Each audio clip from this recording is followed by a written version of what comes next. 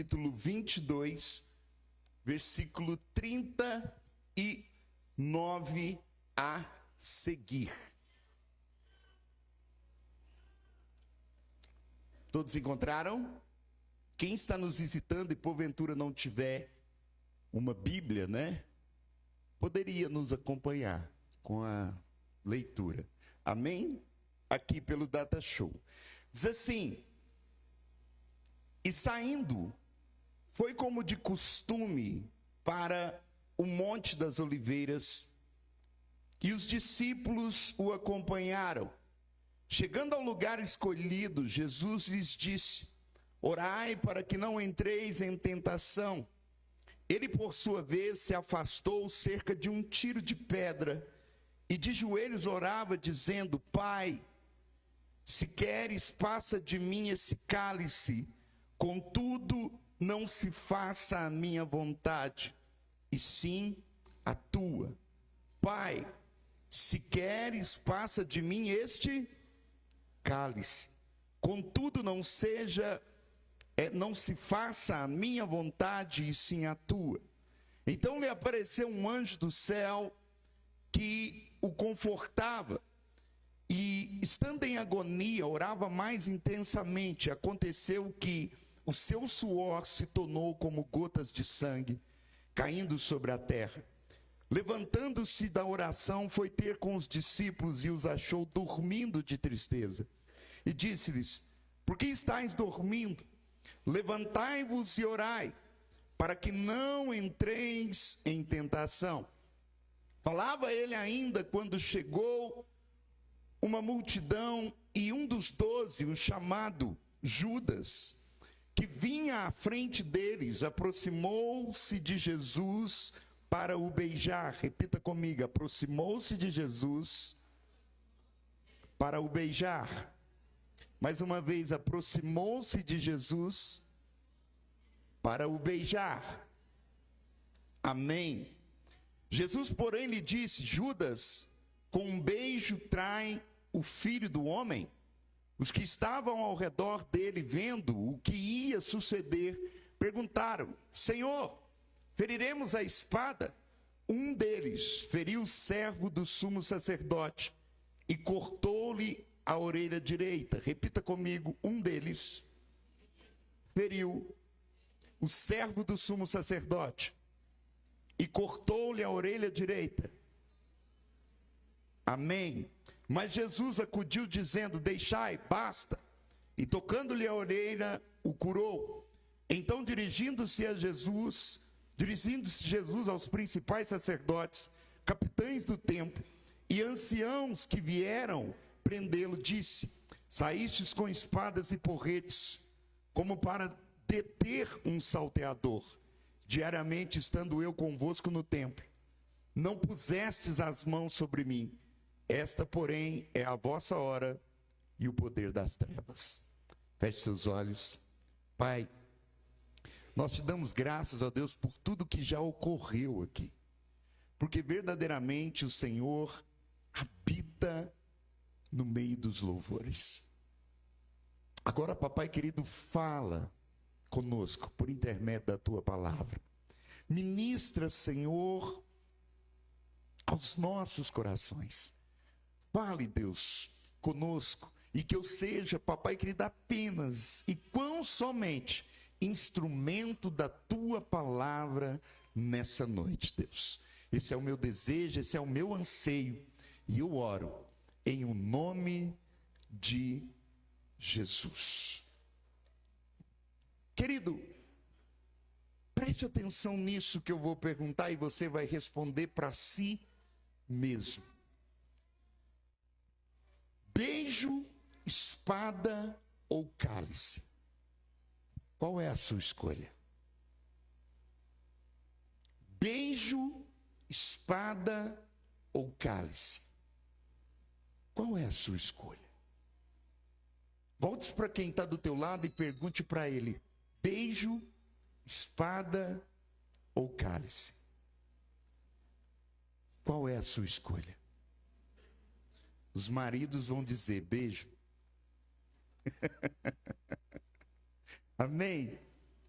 Querido, não poucas vezes eu mencionei aqui que o Getsemane, preste bastante atenção, que o Getsemane é para nós, ou para as Escrituras, melhor dizendo, o ponto culminante no que diz respeito à caminhada de Cristo rumo ao Calvário.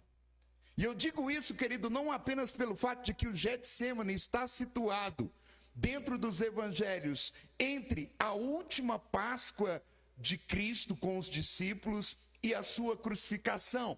Quando nós situamos esse evento do capítulo 22, do versículo 39 até o versículo 51, o Getsemane se encontra exatamente ali, no meio.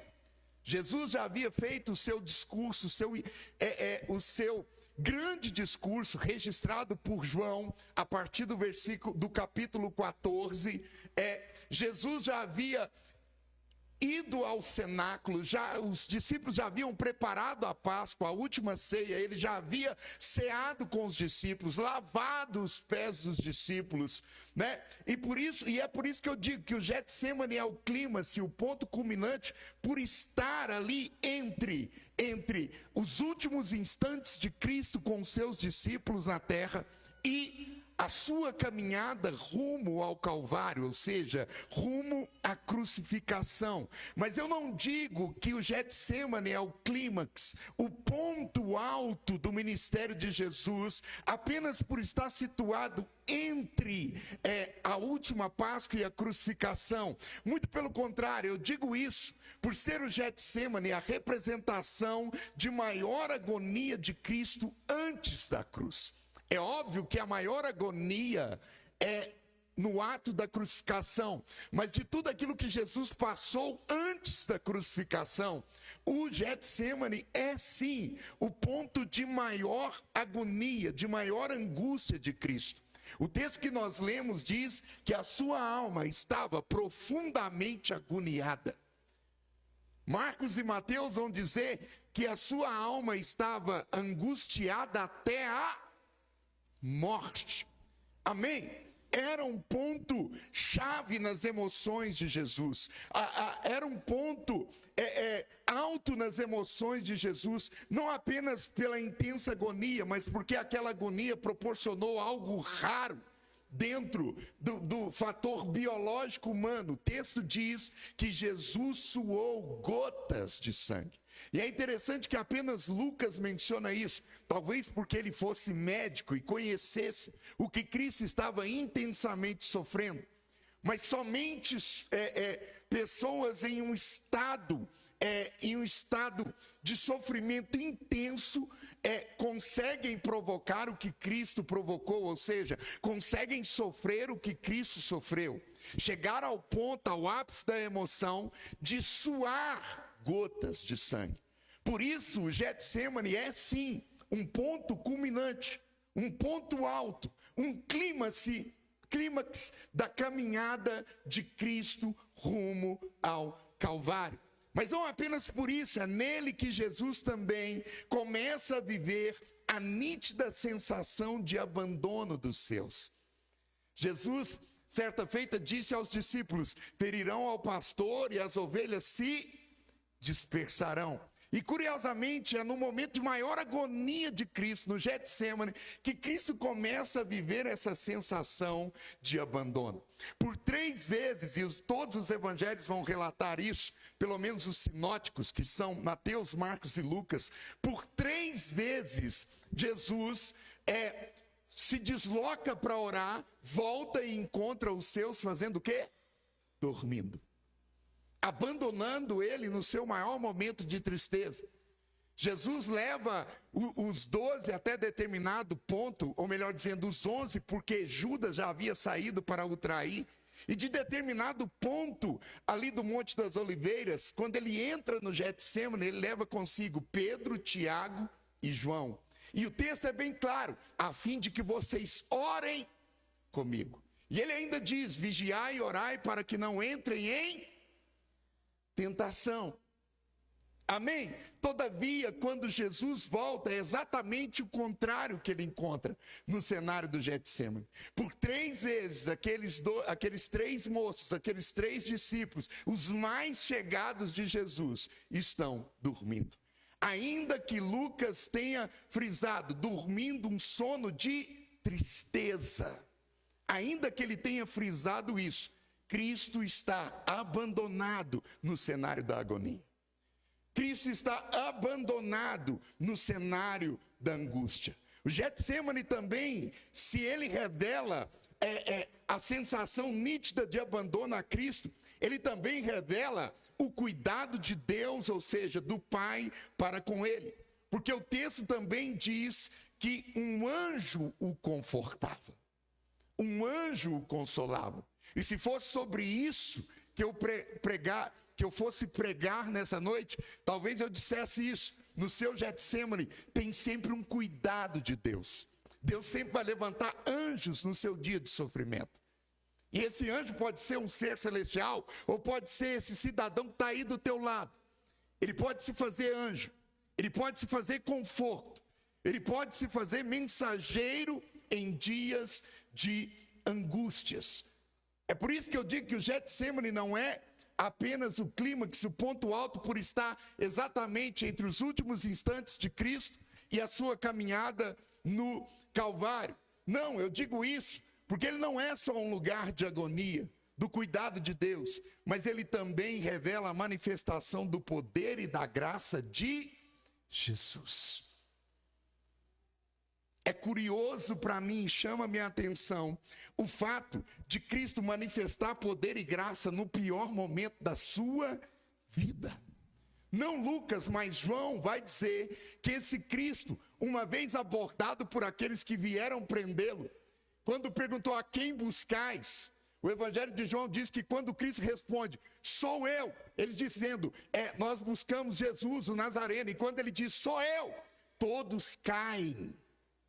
Ou seja, todos são arremessados para trás. Você consegue imaginar a manifestação de poder? É Cristo se mostrando Deus, e é exatamente por isso que João destaca, apenas João destaca, porque João quer destacar a divindade de Cristo, ao contrário de Mateus, Marcos e Lucas. E tamanho é o poder desse Cristo, que quando ele abre a boca, Diego, e diz, sou eu a quem buscais. Os soldados, os anciãos, todos que vieram ao encontro dele, são arremessados para trás. Arremessados para trás. Isso só prova a inocência e a pureza de Cristo. Porque se ele quisesse aniquilar cada um daqueles, ele os teria aniquilado. Ele os teria destruído. Mas não há apenas manifestação de poder no Getsêmani. Há também uma manifestação de graça. Porque quando Pedro, como nós lemos, saca de uma espada e corta a orelha direita de Malco, é Cristo que, mesmo sendo perseguido, que mesmo sendo abordado por aquelas autoridades, é o mesmo Cristo que vai pegar a orelha de Malco, que nós imaginamos estar no chão, porque tratava-se de uma adaga muito afiada, de um punhal muito afiado, e vai colocar no devido lugar. E é uma manifestação de graça importante que merece destaque, não apenas pela cura que Jesus executa em Malco, mas porque quando Pedro faz isso, o cargo de Malco no templo estava comprometido.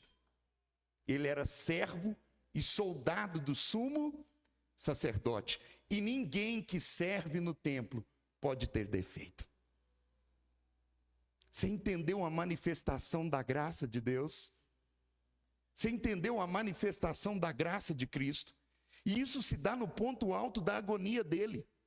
Isso se dá no ponto alto de angústia. Isso se dá no ponto alto de maior tristeza vivenciada por Cristo no Getsêmani. Enfim, querido, esses e tantos outros episódios vividos por Cristo no Getsêmani, por si só já bastavam para destacá-lo como clímax, como um dos momentos ou dos pontos mais altos que antecederam a caminhada de Cristo rumo ao Calvário.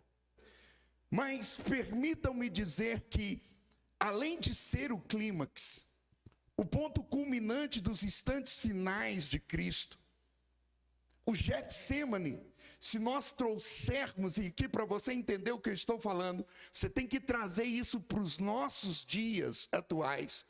O Getsêmani, quando contextualizado, quando trazido para os nossos dias atuais, pode ser tido também como lugar da decisão, o lugar da escolha, o lugar onde precisamos decidir. Preste bastante atenção nisso. O lugar onde precisamos decidir se passaremos o resto das nossas vidas fingindo como Judas, ou lutando desnecessariamente com as armas erradas, como Pedro, ou nos entregando à vontade perfeita do Pai, como Cristo se entregou. Pastor, por que você está dizendo isso? Querido, eu digo isso baseado no simples fato de que todos nós, assim como, preste bastante atenção nisso, todos nós, assim como Jesus, temos ou sofremos nossos dias de Getsêmani. Todos nós, Getsêmani significa prensa de azeite, o lugar onde aquela semente que você conhece muito, bem próxima da azeitona, que produz um óleo, o fruto da oliveira, que produzia um combustível para aquela época, para servir de iluminação. Você está entendendo? Amém? Para se produzir aquilo, a oliveira tinha que ser o quê? Esmagada, prensada. Por isso aquele lugar se chamava Getsêmani, o lugar de ser prensado.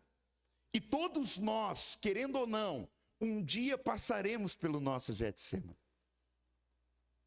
Todos nós vivemos ou viveremos agonias intensas que precedem o nosso Calvário, que precedem o dia em que nós tomaremos a nossa cruz e renunciaremos a nós mesmos. Todos nós estamos fadados a viver dias de Getsêmani, dias que antecedem o nosso Calvário pessoal. Longe de mim me equiparar a Cristo, querido, mas todos nós temos o nosso Calvário pessoal. É ou não é verdade? Todos nós vivemos ou viveremos dias de Getsêmani nas nossas vidas, dias de sermos prensados, dias de descermos na casa do oleiro, de sermos quebrados, esmiuçados, refeitos. E se o Espírito Santo encontrar alguma trinca naquele vaso, ele vai quebrar de novo. Todos nós vivemos dias assim, e esses dias são angustiantes, como foram para Jesus. Esses dias são agoniantes, e dependendo da intensidade, nós também até desejamos a morte. Ou se não desejamos, pensamos, não vou sobreviver até que termine esse Getsêmani, até que termine esse dia de sofrimento, até que termine esse dia de angústia. Mas, querida, a dúvida nesse caso, para mim, é apenas uma: a quem nós nos assemelharemos quando esses dias sobrevierem em nossas vidas? Eu tenho dito muito nas últimas ceias, quem somos nós no cenário da cruz? Hoje a pergunta é diferente: quem é você no seu Getsêmani? A quem você se assemelha no seu Getsêmani? A quem você se equipara no dia da agonia? A quem você se equipara no dia do sofrimento? Nos dias em que você é prensado? Nos dias em que você é tomado por uma súbita ansiedade que você não sabe nem de onde veio, mas ela está lá.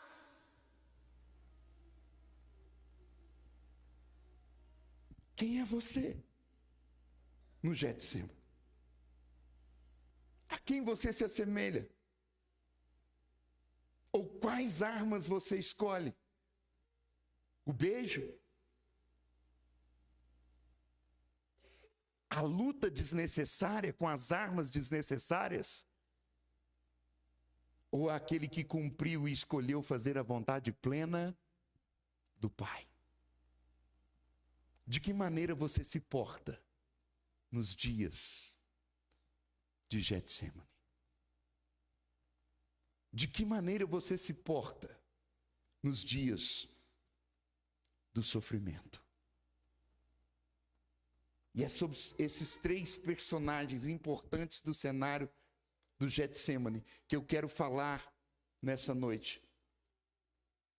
E eu vou deixar para que você mesmo se situe nesse cenário e veja com quais deles, ou com qual dele,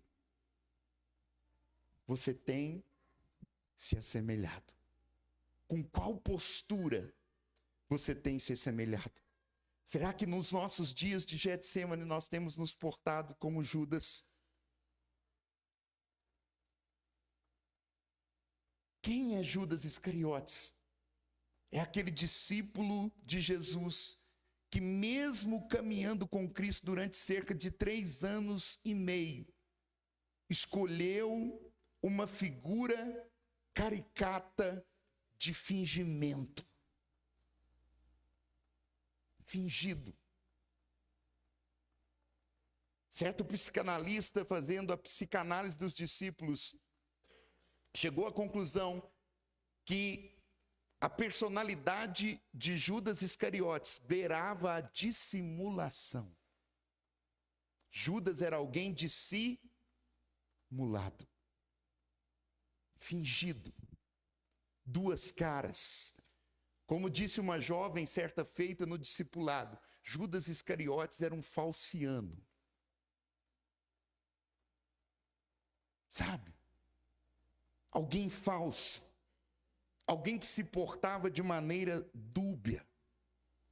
E que mesmo caminhando durante cerca de 3 anos e meio com Cristo, e esse caminhando, querido, não é qualquer caminhar. Ele ouviu dos ensinamentos de Jesus. Por diversas vezes ele ceiou com Jesus. Quando Jesus acalmou a tempestade, Judas estava lá. Você está entendendo? Judas estava lá. Quando ele veio caminhando sobre as águas, Judas estava lá. Quando ele multiplicou pães e peixes, Judas estava lá. Você está entendendo?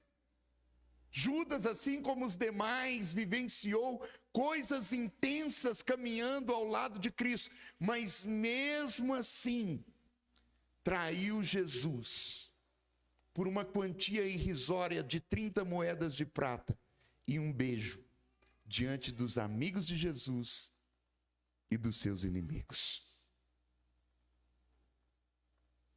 E sabe o que me surpreende no caráter de Judas? É que os traços de fingimento, eles não se revelaram do dia para a noite. Querido, ninguém resolve trair do dia para a noite. Você está entendendo? Amém? Os traços da personalidade fingida de Judas Iscariotes se revelaram ao longo da caminhada com Cristo, quando ele metia a mão na bolsa, porque ele era o tesoureiro do ministério de Jesus. Quando ele questionou as ações da Maria, irmã de Lázaro, que ungiu todo o corpo de Jesus em um ato profético. Nós vimos isso recentemente, num domingo. Você está entendendo? E ele questionou por que não se vendeu isso e deu aos pobres. Ele estava de olho na quantia do valor daquele unguento, para que ele pudesse mais uma vez meter a mão na bolsa e saquear. as economias do ministério de Jesus. Pastor, por que você está querendo, o que você está querendo dizer com isso? As nossas falhas de traços de personalidade, seja espiritual, seja ministerial, querido, elas não se revelam da noite para o dia, elas se elucidam ao longo do tempo. Quantas vezes nos portamos como fingidos diante de Cristo? Quantas vezes nos portamos como aqueles que estão interessados na bolsa? Que bolsa, pastor? A bolsa das bênçãos, mas não o dono da bênção. Quantas vezes nos portamos como cristãos, mas as nossas atitudes não são de cristãos, e quem assim o age tem o caráter muito próximo do caráter de Judas. Um caráter dissimulado, um caráter fingido, um caráter que no dia da agonia é capaz de beijar a face de Cristo, mas mesmo assim o trair. Quem aqui está entendendo, diga amém. Pastor, o que você está querendo dizer? O caráter de Judas é o caráter daquele que abandona por meio da traição. E talvez, querido, você também tem esse caráter, porque nos piores momentos da sua vida você resolve abandoná-lo, saindo dos seus caminhos, se distanciando da casa do Senhor, deixando de orar, deixando de ter uma vida intensa e entregue à palavra de Deus.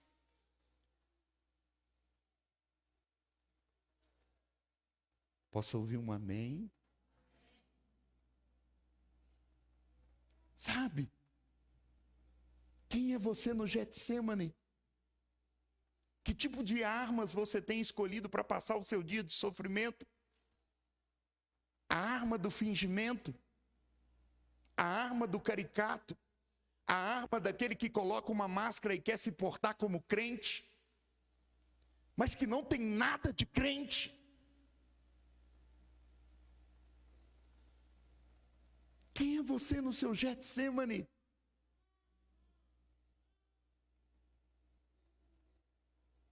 Aquele que vira as costas para Jesus com as suas ações, com os seus erros, com os seus pecados, que insiste em permanecer no erro, que não toma uma postura, que prefere virar as costas para Cristo do que virar as costas para o pecado. Quem é você no cenário do Getsêmani?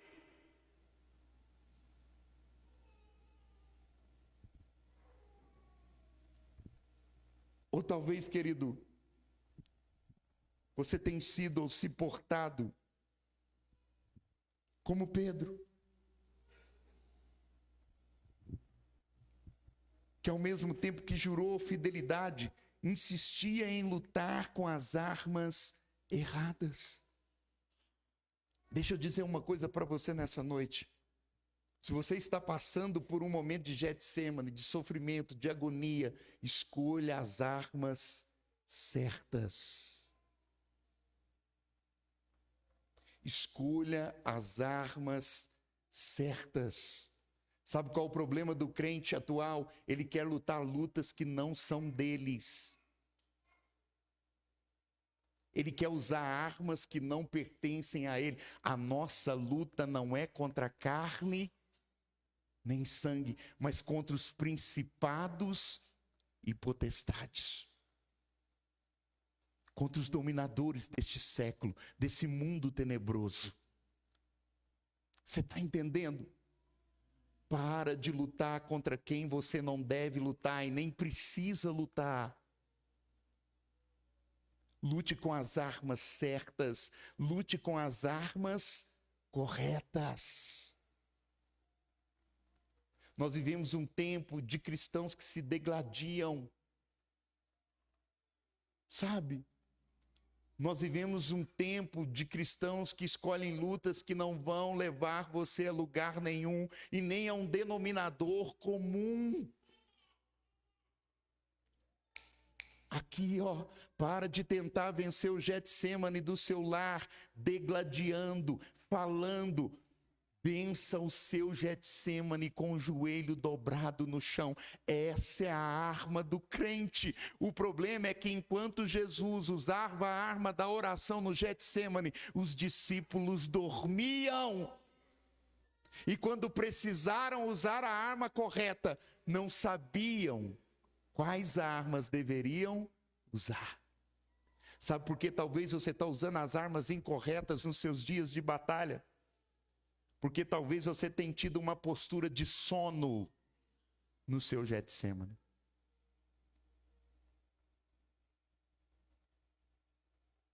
Posso ouvir um amém? Use as armas corretas. Pedro escolheu lutar por Cristo, mas escolheu lutar do jeito errado. Não apenas Pedro, mas os discípulos interpretaram de forma errada. Porque um pouquinho antes do Getsêmani, eu quero até ler com você para você entender, um pouquinho antes do episódio do Getsêmani, no versículo 35, Jesus vai dizer assim: a seguir Jesus lhes perguntou: quando vos mandei sem bolsa, sem alforje, sem sandálias, faltou-vos porventura alguma coisa?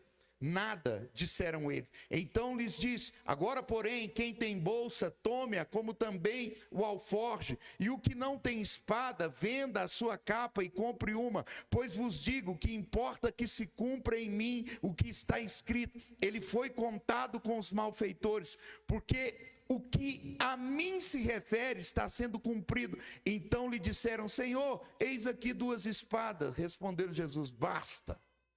O problema é que os discípulos entenderam aquele basta como: não, essas 2 espadas dá. Mas o que Jesus estava dizendo, Miqueias, era: basta, vocês não entenderam nada. Esse é o problema do crente. Ele luta com as armas erradas porque ele não entende o que Cristo quer falar, o que Cristo quer dizer. Ele não entende a palavra é para ele obscura. Jesus está dizendo: olha, vai se cumprir a minha vontade, vai se cumprir o que estava nas escrituras, eu vou ser contado entre os malfeitores. Entenderam? Então nós temos 2 espadas aqui, Jesus. O que Jesus estava dizendo é: não basta, eu não tenho tempo para explicar isso mais para vocês não. Minha hora já é chegada. É interessante isso, enquanto a hora de Cristo não era chegada, ele até explicava. Mas quando a hora chegou, não dá para explicar mais. Não dá tempo, vocês não entenderam. Você entendeu? Você precisa entender o que Cristo está dizendo para você. Você precisa discernir as lutas. Ou entenda algo nessa noite. Pare de lutar lutas que não são suas. Eu já preguei, por isso você tem que frequentar culto de quinta-feira. Porque o culto de quinta-feira é que tem essas palavras diretas e objetivas. Eu já preguei aqui sobre o bom combate. Se Paulo disse que combateu o bom combate, é porque tinha combate que não era bom. Pare de insistir em combater combates maus. Combates que não vão levar você a lugar nenhum. Para. Amém? Pedro insistiu em lutar com as armas erradas. E vale ressaltar que Pedro só agiu assim porque ele precisava fazer jus a uma presunçosa declaração de amor que ele fez para Cristo. Eu estou pronto a ir contigo, tanto para a prisão quanto para a morte. Quando ele se viu em perigo, ele falou: não, eu tenho que provar para ele. Você não tem que provar nada para Cristo não, meu querido. Ele te conhece. Ele conhece o seu caráter, ele sabe quem você é, ele conhece a sua personalidade. Você está entendendo?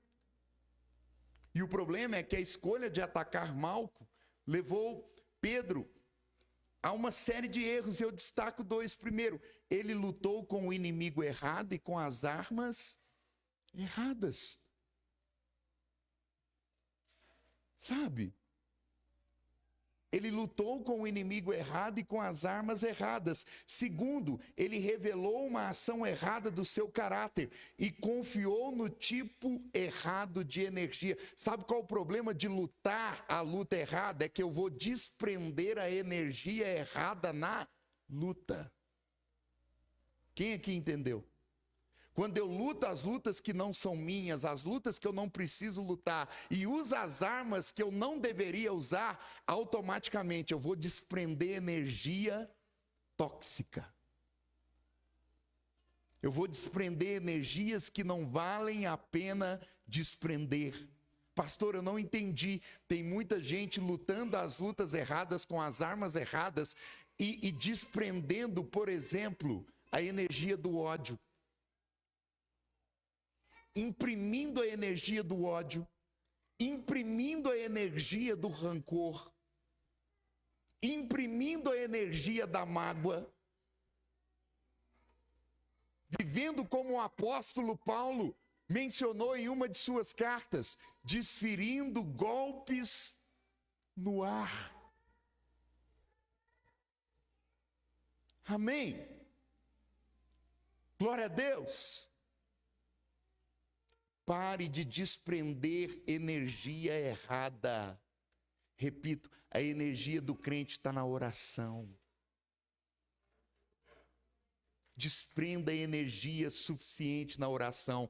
Cristo no Getsêmani, quanto mais a sua alma estava agoniado, Lucas vai dizer que mais ele orava intensamente.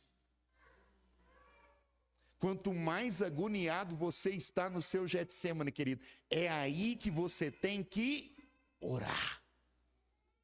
É aí que você tem que se desprender em oração. Essa é a energia certa do crente.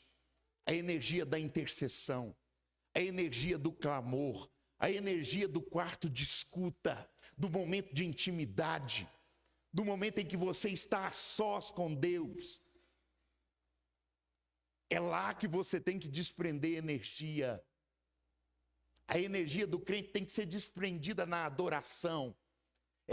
De chorar intensamente no momento do louvor, mas não chorar para quem está ministrando, chorar para aquele que está ouvindo o seu louvor, dizendo para ele: eu estou sofrendo, mas eu estou cantando, eu estou chorando, mas eu estou louvando, eu estou gemendo, a minha alma está sofrendo, mas eu continuo adorando na tua presença. Eu não me canso de cantar, eu não me canso de louvar, porque a minha energia está canalizada no Senhor e não nas minhas emoções. Desprenda as energias corretas, mas só desprende as energias corretas quem luta as lutas certas. Amém? Sabe um conselho que eu amo de Paulo para Timóteo? Ele diz assim: Timóteo, meu filho amado, não se meta nos negócios dessa vida. Esse é o problema do crente. Você quer se meter nos negócios que não é seu, nos trem que não é para você. Outro conselho de Paulo a Timóteo: não se perca em discussões tolas, discussões que não vão te levar a lugar nenhum. Para de gastar energia com isso. Discussões teológicas, debates teológicos. Sabe? É uns trem, uns troços, uns negócios que não levam ninguém a lugar nenhum. Sabe? Nem sabe quem foi Calvino, nem quem foi Armínio, e quer discutir arminianismo e calvinismo. Ah, para! Não, pastor, porque eu sou calvinista. Então me fala quem foi Calvino. Calvino foi um pedreiro que... Para de se desprender, sabe? Energia em coisa que não vai te levar a lugar nenhum, que não vai agregar na sua vida. Sabe, não se meta nos negócios dessa vida não, querido. uma polarização, não que eu sou de esquerda, não que eu sou de direita. Não, não sou nem de esquerda nem de direita, eu sou de Cristo. O que Cristo tem para mim é o que eu quero. Você está entendendo? Amém? Umas discussões tolas dentro do lar. Passa mais tempo discutindo do que orando. Quando foi a última vez que você orou junto com seu esposo? Desprenda energia nisso. Quando foi a última vez que você orou com ela? Quando foi a última vez que você disse, não, vamos dobrar o nosso joelho, vamos resolver isso na oração. Vamos encontrar resposta na oração. Mas não.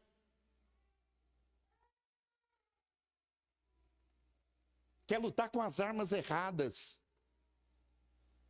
Quer lutar do jeito errado.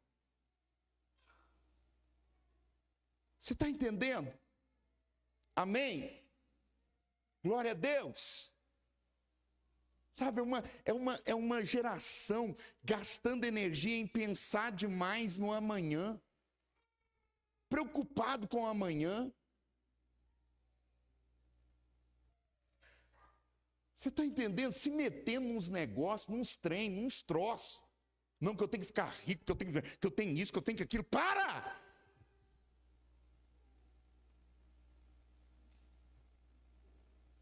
Tire tempo para Deus dentro do seu Getsemane.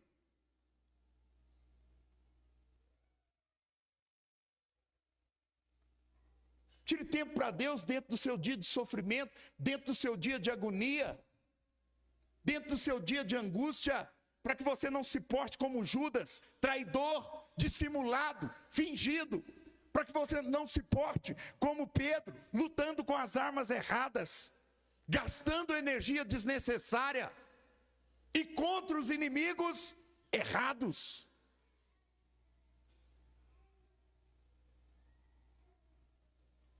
Ou em seus dias de Getsemane você tem se portado como Cristo?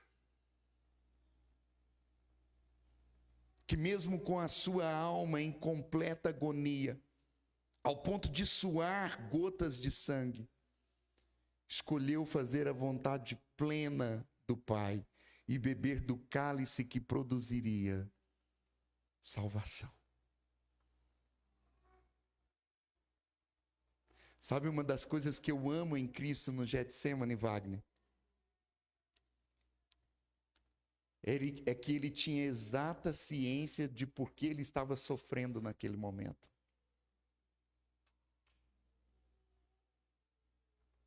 Pare um pouquinho para pensar, você que está no Getsemane.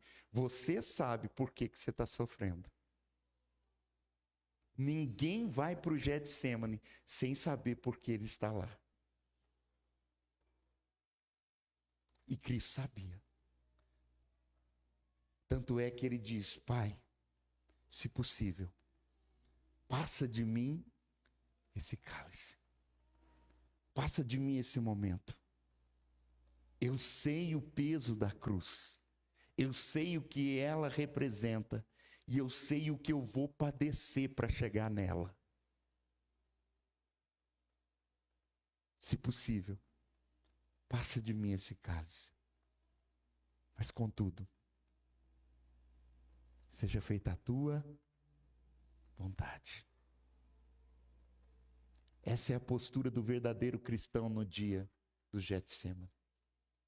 Ele não escolhe beijar traiçoeiramente, nem tampouco lutar as lutas que ele não precisa lutar, mas ele escolhe fazer a vontade do Pai, independente do que ele vai passar.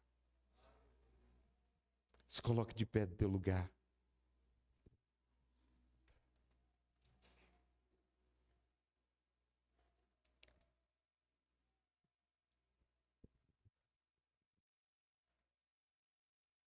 Que tipo de escolha você tem feito no seu Getsemane?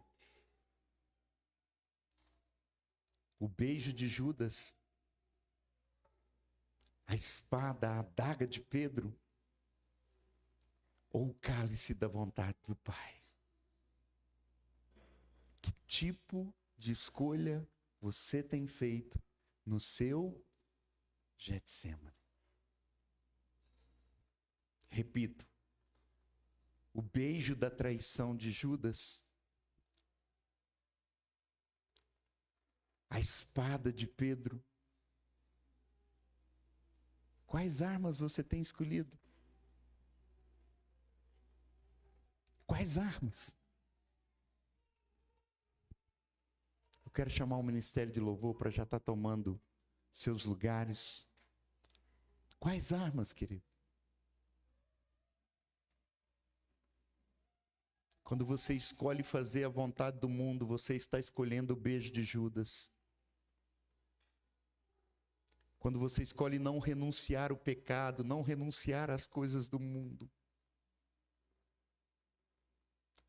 Ou, pelo amor de Deus, só bota na sua cabeça, tem coisa que não é para crente, não.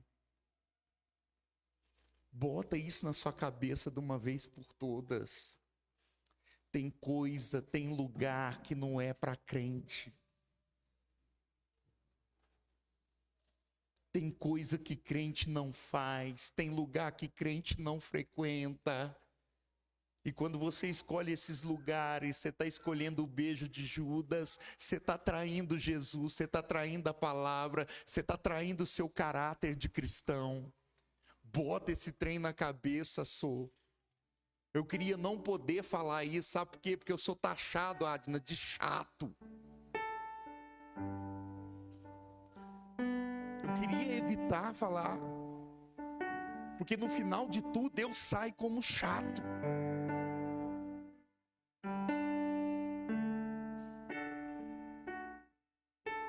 Mas até quando você vai insistir? Até quando você vai insistir em não encucar na sua cabeça que tem trem que não é trem de crente? Eu vou falar bem no mineirês, tem trem que não é trem de crente.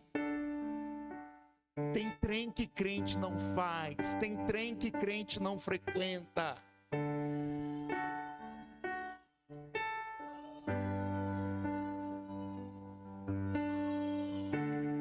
Enquanto Jesus estava no Getsêmani, tinha um certo Judas frequentando o templo, sabe para quê? Não era para orar não, para trair Jesus, para pegar suas moedas de prata. Estava no lugar onde ele não deveria estar, e quando foi ao encontro de Jesus, já foi possuído por Satanás, pronto para trair. Tem lugar que crente não frequenta, tem coisa que crente não faz, tem coisa que crente não fala.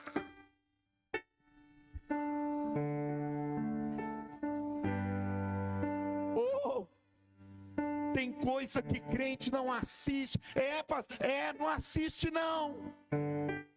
Como dizia a minha avó, que era mais simples, tem coisa que crente não assiste.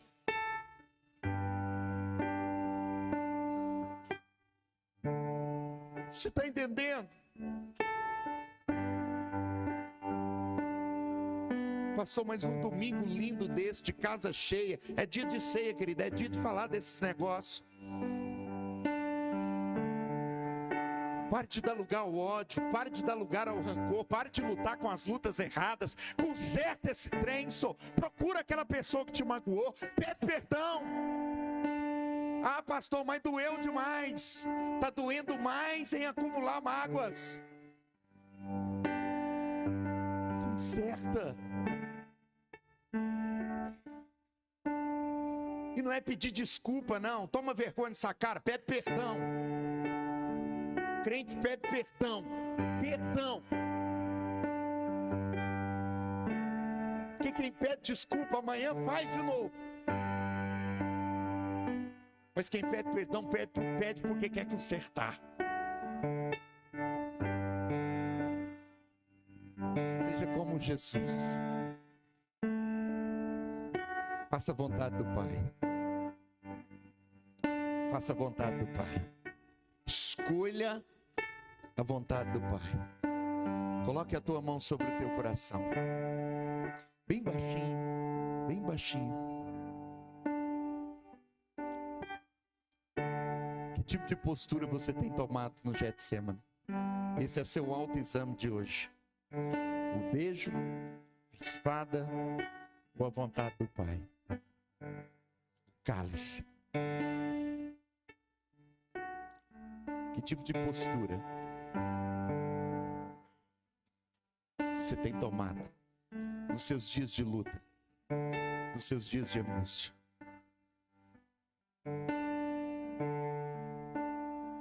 Quem tem sido você no Getsemane? A qual personagem você se identifica? Ou com qual personagem? Judas Iscariotes? Pedro, o presunçoso, o afoito, o precipitado? Ou a Cristo, que escolheu fazer a vontade do Pai?